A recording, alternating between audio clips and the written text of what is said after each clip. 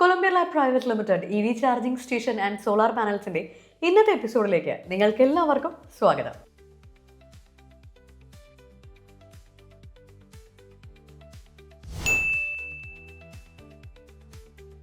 ഇന്ത്യയിലെ തന്നെ ഏറ്റവും ഫേമസ് ആയിട്ടുള്ള ഏറ്റവും ക്വാളിറ്റിയുള്ള EV ചാർജർ പവർ സൊല്യൂഷൻസ് ആണ് എക്സികോം.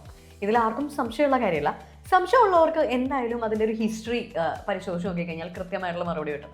അത്രയ്ക്കും ടോപ്പ് ബ്രാൻഡായിട്ടുള്ള എക്സികോമിൻ്റെ മെഷീൻസ് ആണ് നമ്മൾ വർഷങ്ങളായിട്ട് ഉപയോഗിക്കുന്നില്ലെന്ന കാര്യം നമ്മുടെ കസ്റ്റമേഴ്സിനും നമ്മളെ അറിയുന്നവർക്കും അറിയാവുന്ന ഒരു കാര്യമാണ്. എക്സികോം അടുത്തൊരു സ്റ്റെപ്പിലേക്ക് കടന്നിരിക്കുകയാണ്. അടുത്ത ജനറേഷൻ DC ഫാസ്റ്റ് ചാർജർ ആയിട്ടുള്ള ഹാർമണി ഡയറക്റ്റ് 2.0 വേർഷൻ പുറത്തിറങ്ങിയിരിക്കുകയാണ്. എക്സികോമിൻ്റെ ഇവൻറ്റിൽ നടന്ന ചടങ്ങിൽ ആ ഒരു മെഷീൻ്റെ വിശേഷങ്ങളാണ് ഇന്നത്തെ എപ്പിസോഡിൽ നമ്മൾ പറയുന്നത്. 180 kW DC ഫാസ്റ്റ് ചാർജറാണ് എക്സികോം പുറത്തിറക്കിയിരിക്കുന്നത്.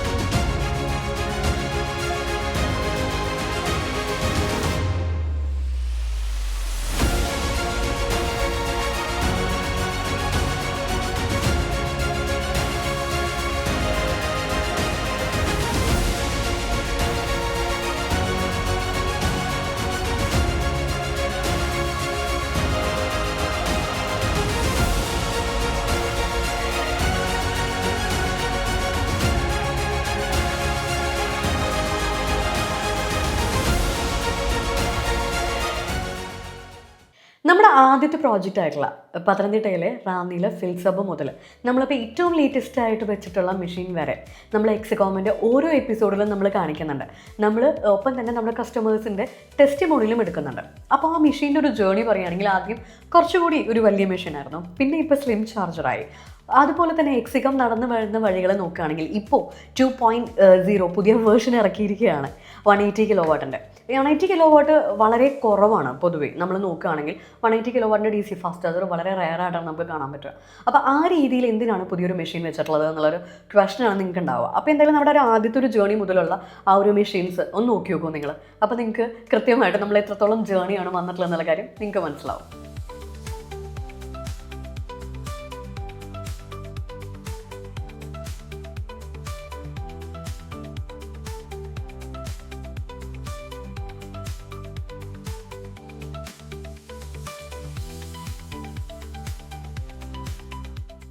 എക്സികോമിൻ്റെ ഈ 180 kW പുതിയ മെഷീൻ അല്ലെങ്കിൽ ഒരു പുതിയ ജനറേഷൻ തന്നെ ഈ പിറക്കുന്ന ഒരു സമയത്ത് എക്സികോമിൻ്റെ അധികൃതർ പറയുന്ന ഒരു കാര്യമുണ്ട്. പ്രധാനമായിട്ട് നമ്മൾ പുതിയൊരു മെഷീൻ ഇറക്കുമ്പോൾ അല്ലെങ്കിൽ എന്തിനാണ് എക്സികോമിൻ്റെ മെഷീൻസിൽ വന്നിട്ട് കസ്റ്റമേഴ്സ് ചാർജ് ചെയ്യണം എന്നുള്ളൊരു ക്വസ്റ്റൻ നമുക്ക് എന്തായാലും ഉണ്ടാവും. ഇത്രയധികം മെഷീൻസ് ഉണ്ട്, നമ്മൾ എന്തിനാണെന്ന്. പക്ഷേ നമ്മൾ പടുത്തുയർത്തേണ്ട ഒരു കാര്യമുണ്ട്, കസ്റ്റമേഴ്സിൻ്റെ വിശ്വാസം. അതില്ലെങ്കിൽ നമ്മൾ എന്ത് ചെയ്തിട്ടൊരു കാര്യമില്ല.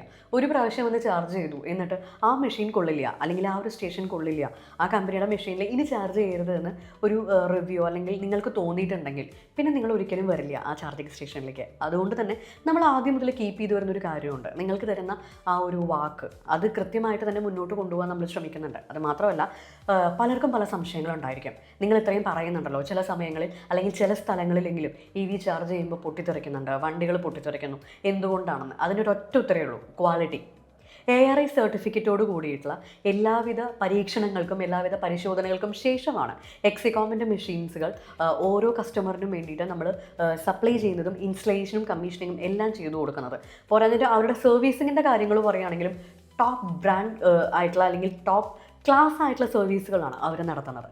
നമ്മളോട് എപ്പോഴും നമ്മുടെ കസ്റ്റമേഴ്സ് ചോദിക്കുന്ന ഒരു കാര്യമുണ്ട്, ഇപ്പോഴും നമുക്ക് എൻക്വയറീസ് വരുമ്പോൾ ചോദിക്കുന്ന കാര്യമുണ്ട്, നമ്മളിത് വെച്ച് കഴിഞ്ഞാൽ നമുക്ക് എത്രത്തോളം ലാഭം കിട്ടും.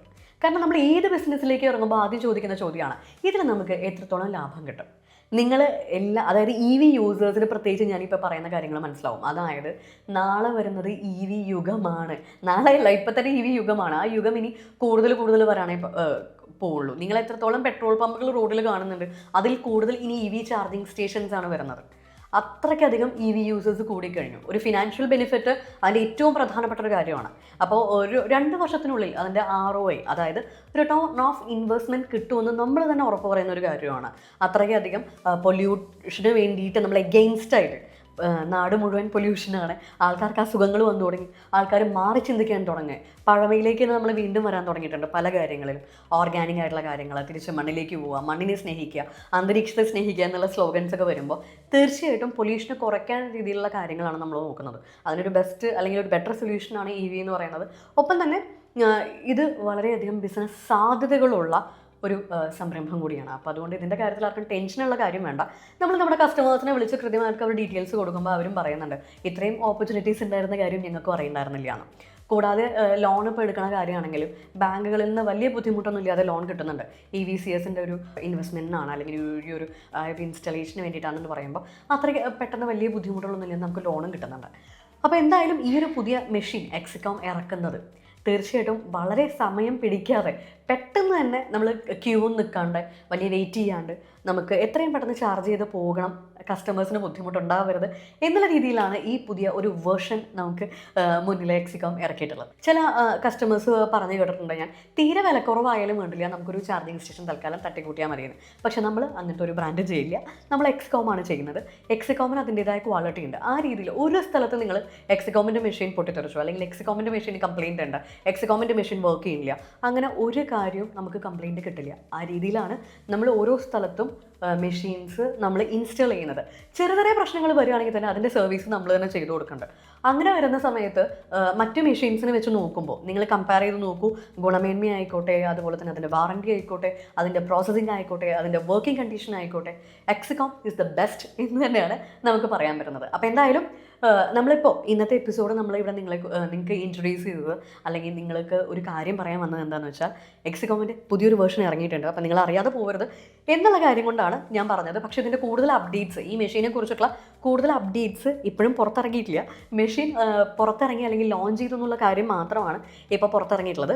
അപ്പോൾ അതുകൊണ്ട് നമുക്ക് ഈ മെഷീൻ്റെ നമുക്ക് വൈകാതെ തന്നെ നമ്മൾ ഈ മെഷീൻ്റെ ഫുൾ ഡീറ്റെയിൽസുമായിട്ട് അല്ലെങ്കിൽ ഇതിൻ്റെ ഫുൾ പിക്ചറുമായിട്ട് നിങ്ങൾക്ക് മുമ്പിലെത്തും. അപ്പോൾ എന്തായാലും വീണ്ടും അടുത്ത എപ്പിസോഡിൽ പുതിയൊരു വിശേഷമായിട്ട് പുതിയൊരു ചാർജിങ് സ്റ്റേഷനുമായിട്ട് നമുക്ക് വീണ്ടും കാണാം.